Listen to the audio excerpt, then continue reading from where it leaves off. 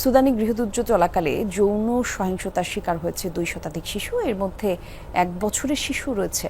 জাতিসংঘের শিশু বিষয়ক সংস্থা ইউনিসেফের প্রতিবেদনে উঠে এসেছে ভয়াবহ এই তথ্য। এতে বলা হয়েছে, গেল 1 বছরে দেশটিতে 221 শিশু ধর্ষণের ঘটনা নথিভুক্ত করেছে সুদান সরকার। কিন্তু প্রকৃত সংখ্যা আরও অনেক বেশি। যৌন নির্যাতনের শিকার অন্তত 16 শিশু রয়েছে, যাদের বয়স 5 বছর। এমনকি 1 বছরের শিশুর উপরও চালানো হয়েছে যৌন নির্যাতন। জাতিসংঘের তদন্ত প্রতিবেদনে বলা হয়, জঘন্য এসব ঘটনার বেশিরভাগের সাথেই সুদানের সশস্ত্র RSF এর সংশ্লিষ্টতা মিলেছে, যদিও এই অভিযোগ অস্বীকার করেছে সশস্ত্র গোষ্ঠীটি।